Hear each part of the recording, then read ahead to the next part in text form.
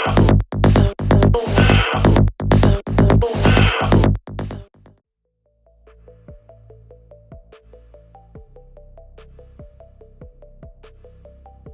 of the glittering hopes of the future can be summed up in two words: geothermal everywhere. If the world's going to decarbonize in a reasonable time frame and at a reasonable cost, we're going to need a low carbon heat source and power source that's 24/7, non-weather dependent, can be implemented almost anywhere in the world.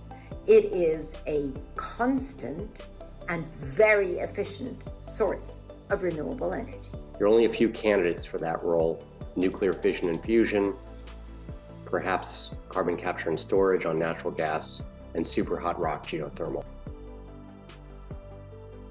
To get the whole country behind climate action, the solutions can't all be branded as green and left. And that's what's exciting about geothermal. On top of its promise of abundant, reliable, clean energy, it's congenial to fossil fuel states and their vast infrastructure. Today, heroic individuals who've spent their entire careers working for the very industry that is blamed for the climate crisis are developing the technologies capable of delivering geothermal everywhere. The ground is shifting under every single one of those hurdles, pardon the pun. It seems like every single one of those hurdles is really loosening, and that is the thing that gives me hope. We all know that there's unlimited energy right under our feet, but it's been tantalizingly hard to access cost effectively. I am very excited about the possibility that we will continue to develop our geothermal potential. Drill, baby, drill. For heat, not oil. It's an idea whose time has come. It's happening. Buckle up. This is going to be amazing.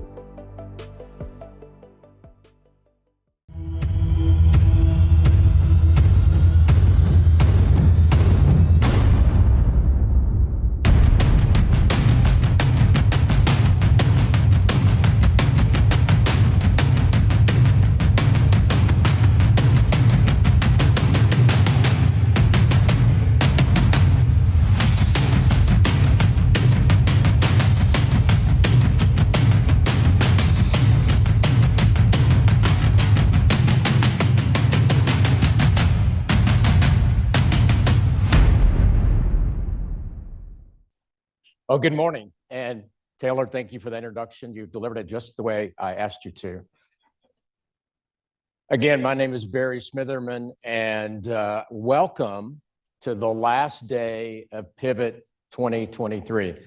As Taylor said, this has been a global conference, both in person and virtual around the world, and is only appropriate that the last day would be here in Texas. And if you're looking for a morning devotional, just to get started, remember, the last shall be first and the first shall be last. This is Texas Day, and we are not only closing Pivot with a highlight of Texas, but it is appropriate because Texas is the energy capital of the world, past, present, and future, and geothermal will play a big role in this. Now, like many of you, I've spent the last 3 decades in the energy space as an investment banker, as a regulator at the Public Utility Commission, which is the electricity regulator here in Texas, the Texas Railroad Commission, which I know all of you who are in the oil and gas business know it has nothing to do with railroads, but we can't get the name changed.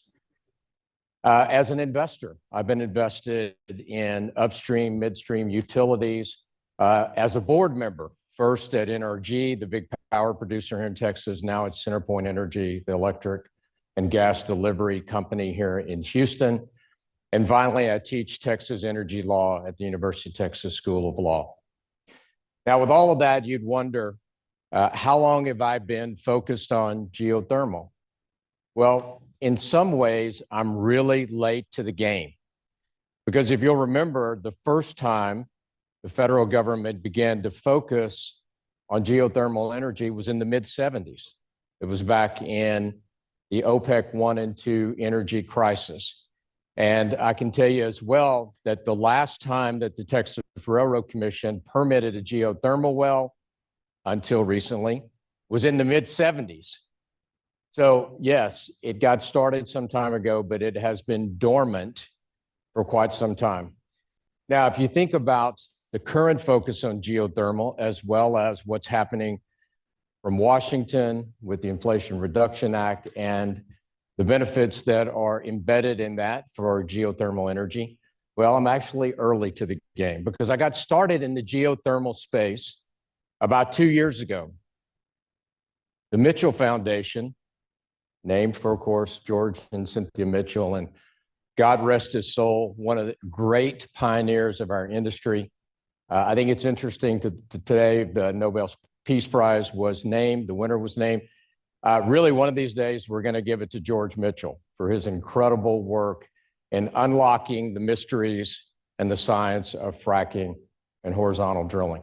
But the Mitchell Foundation wanted us to begin to create an organization that would bring public awareness, education, and advocacy on behalf of the Texas geothermal industry.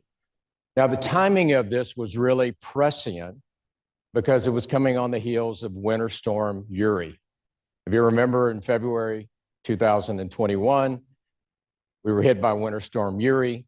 At my house out in Dripping Springs, I had 8 inches of snow and was without power for 5 days. Temperature got down to 5 degrees. I know in Houston, it was maybe not quite that cold, but you were without power, unfortunately. It was super cold.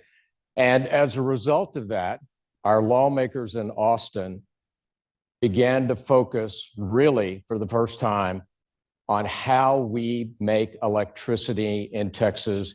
How do we keep the grid stable? How do we deliver reliable energy?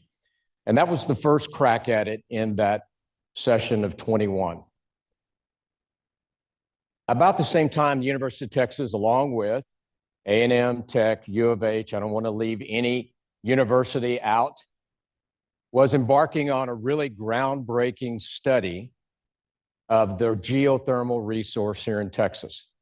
The question is, do we really have the resource?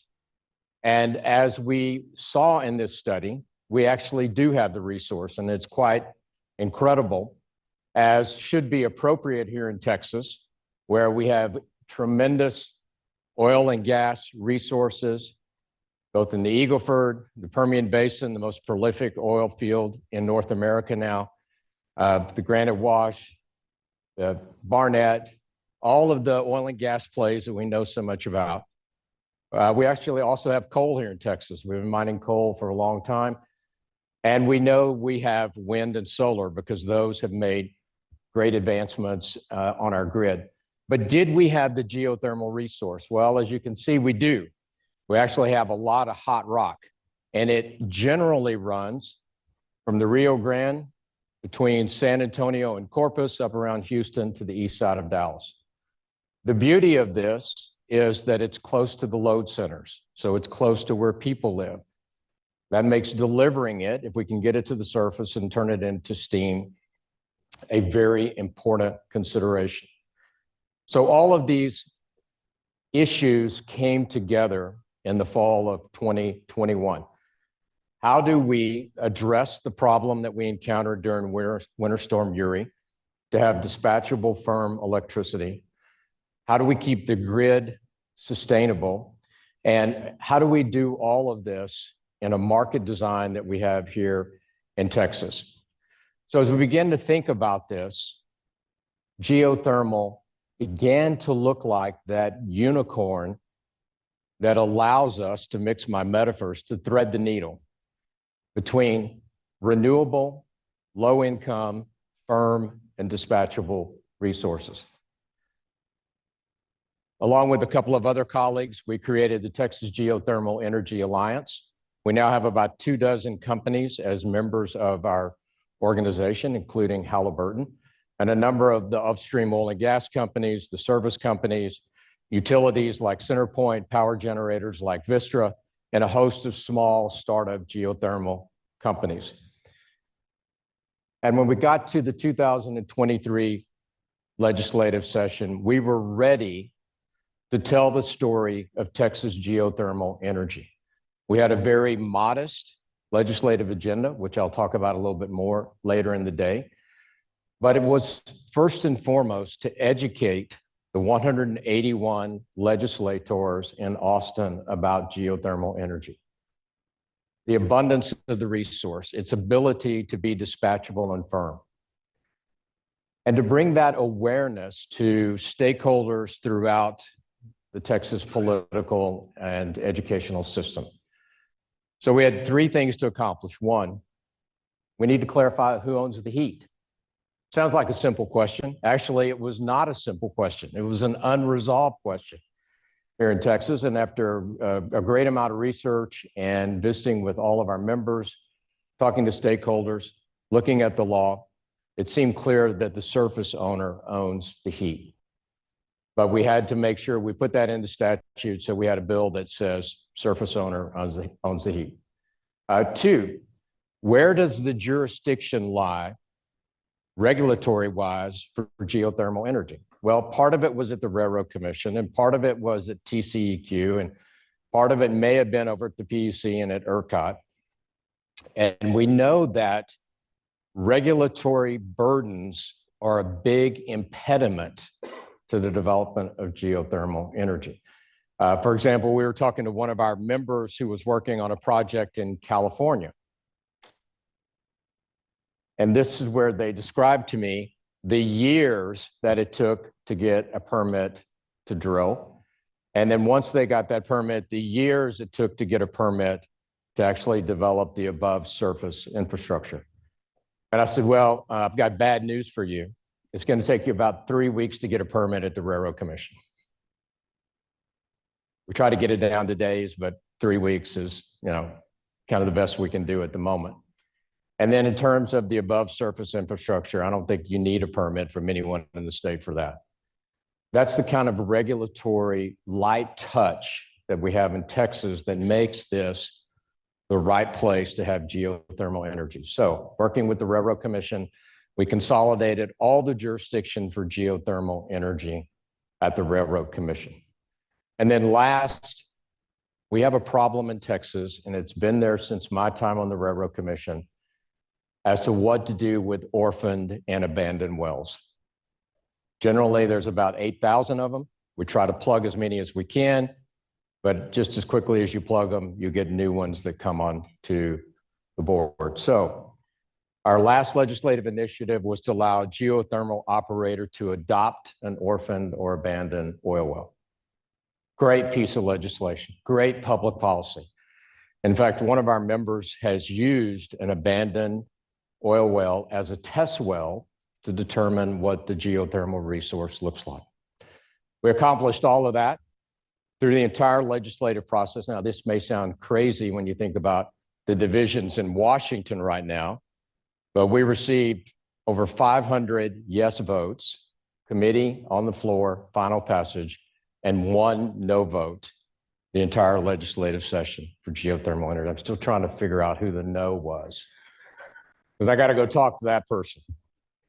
So we have great momentum in Texas for geothermal energy. Just a couple of the aspects that make Texas so great. One is we have this competitive wholesale market designed for electricity. It's one of the things I worked at while at the Public Utility Commission. So that the cheapest form of electricity that can be dispatched will be the one that gets on the grid. We have an opportunity with geothermal as we begin to value dispatchable energy more greatly to be dispatched early and often for geothermal.